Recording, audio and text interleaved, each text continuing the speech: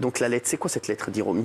Elle a fait une lettre où elle dit à Alain Delon que le plus beau cadeau qu'il pourrait lui faire, c'est de lui donner son... En fait, elle sait qu'elle est en danger, elle lui demande de la sécuriser financièrement. Donc elle est très insistante et elle veut que Alain Delon l'épouse, chose qu'il refusera toujours et encore jusqu'au 5 juillet où elle a été expulsée de Douchy. Très bien, d'accord. On va accueillir Jacques Cardos, on est un petit peu en retard. Myriam, on fera la suite du point people demain, puisqu'on va parler de complément d'enquête, puisque complément d'enquête est encore déprogrammé jeudi.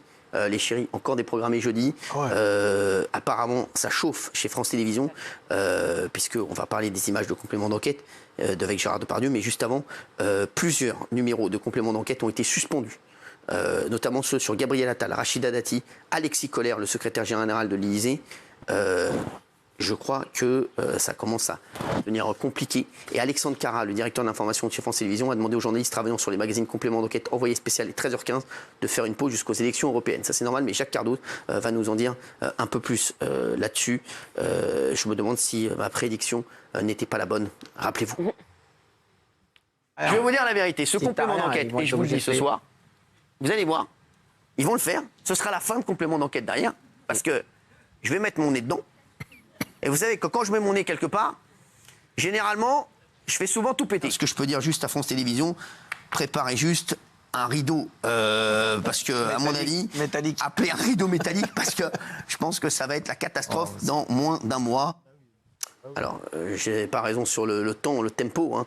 Malheureusement, mes compléments d'enquête, ça sent le roussi. Jacques Cardos, hein, ça sent pas bon pour complément d'enquête. Apparemment, la direction de France Télé aimerait mettre ce magazine, en tout cas, sous été noir pour l'instant. Ce qui est sûr, c'est que Delphine Ernotte, elle va avoir une décision, présidente de France Télévisions, une décision très importante à prendre.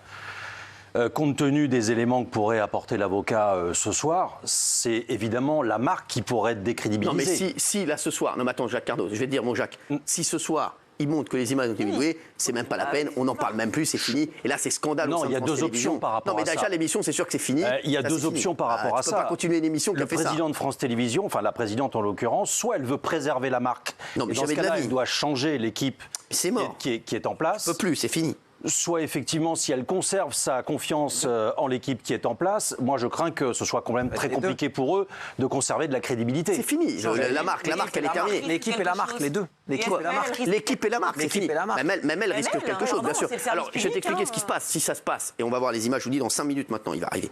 Jérémy Assous, je sais que vous les attendez fortement, ces images. Je t'explique. C'est le diffuseur qui est responsable. Oui. Donc forcément, c'est elle qui est responsable. Derrière, il va avoir juridiquement, une plainte. Il va avoir une plainte et tout, mais c'est fini. Écoute-moi bien, c'est rideau. Tout le monde, si ce soir, s'il a vraiment les preuves qui nous apportent... Elle a encore la possibilité de diligenter une enquête, Cyril, et d'essayer de savoir si on l'a trompée ou pas. Attends, mais on s'en fout. Je t'explique que tu es responsable.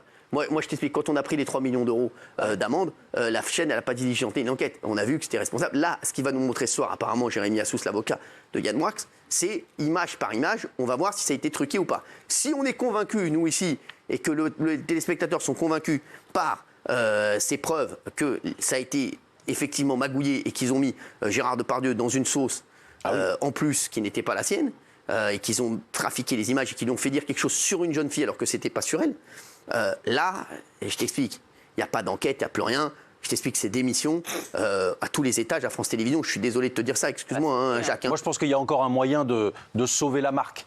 Mais ça va dépendre de ça. Non, mais Jacques, arrête de dire des bêtises. Excuse-moi, je t'adore, Jacques.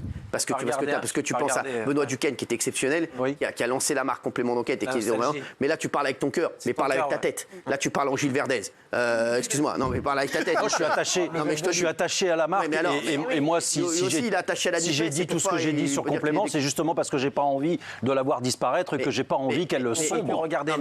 Écoute, aujourd'hui, les infos, elles sont simples. C'est qu'aujourd'hui, tu vois bien qu'ils ont annulé. Alors, sous prétexte des élections européennes, ils en annulent énormément. Ce jeudi, ils ont profité des agriculteurs pour dire qu'il y avait une spéciale. Donc, ils annulent encore complément d'enquête. Je t'explique. Nous, ici, il peut y avoir n'importe quoi. On n'annulera jamais TPMP. D'autant plus qu'ils ont fait des audiences très très bonnes dernièrement. Exactement. Bravo. Oui, mais là-dessus, il y a... les audiences les ont tués. Les audiences les ont tués parce qu'ils ont voulu faire du buzz. Et ils ne savent pas faire. Et ils ont été dans un terrain qui n'était pas le leur. Ils sont allés sur un terrain qu'ils ne connaissent pas France Télévisions et qui ne savent pas gérer derrière. Nous, ici, et je le dis, voilà, le buzz, on en fait depuis 12 ans, depuis 13 ans. Ça fait 12 ans qu'on est toujours entêté, qu'on est toujours regardé, épié. On sait faire. On a des situations de crise, on connaît. Eux, le problème, ils sont allés sur un terrain qui n'est pas le leur. Et forcément, ça, c'est vrai. Quand tu vas sur un terrain qui n'est pas le tien, eh ben, quand t'as pas fait du ski pendant 3 ans et que tu vas faire direct du hors-piste, eh ben frérot, tu te retrouves sur le cul. Alors, voilà. sur les numéros qui ont été déprogrammés, c'est assez dingue comme histoire, parce que lorsqu'on est à la tête d'une émission comme celle-là, on sait très bien que 5 à 6 mois avant une élection, tu t'engages pas dans une enquête politique, parce qu'il y a le décompte des temps de parole. Oui. J'ai regardé, il y a une vingtaine de listes qui sont candidates pour les européennes.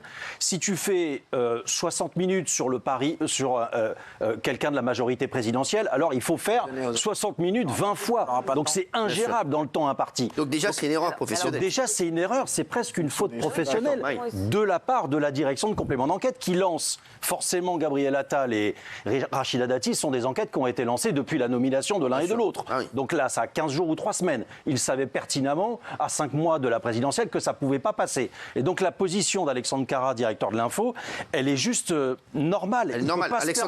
Alexandre Carra, qui nouvellement, il a été... Il est patron depuis 6 mois, je crois. 6 mois, voilà. Qui est très bon d'ailleurs, Alexandre Carra. Je l'avais sur Europe 1 avec moi.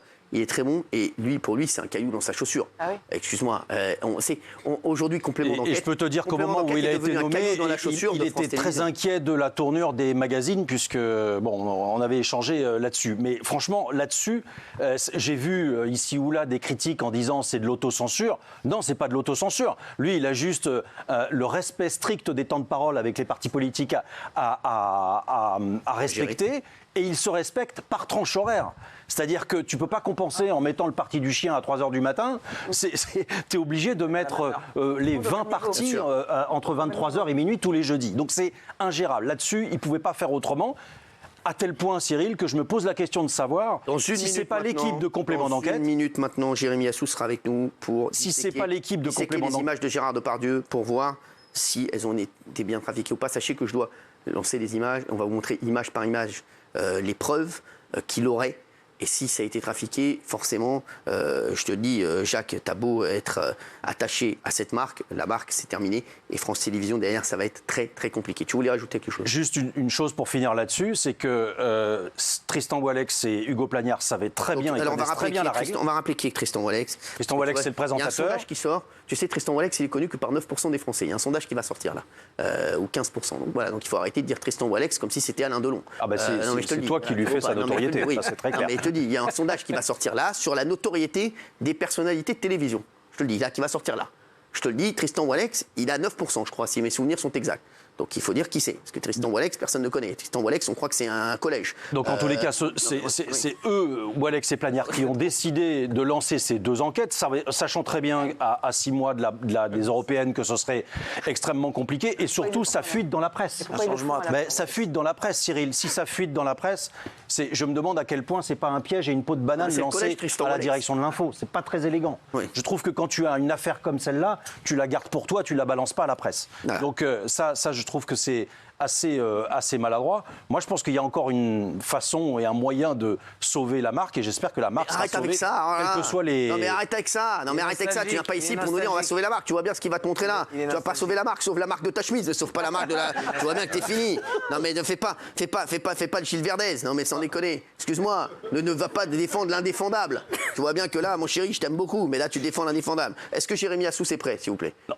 C'est ce qu'on peut. Le problème, c'est que tout le monde me dit, tu dis ça, t'es hargneux contre complément d'enquête, etc. Moi, j'ai décidé de quitter cette. Je le redis. Je veux dire, personne m'a mis le couteau sous la gorge. Voilà, je veux dire, je suis parti et j'ai quitté France Télévisions avec très peu d'argent. Je le précise aussi. T'as peut-être bien fait. Voilà, et je l'ai fait aussi pour des questions de conviction parce que je n'étais plus d'accord avec un certain nombre de choix. Et je suis pas très étonné qu'ils en arrivent là aujourd'hui. Alors,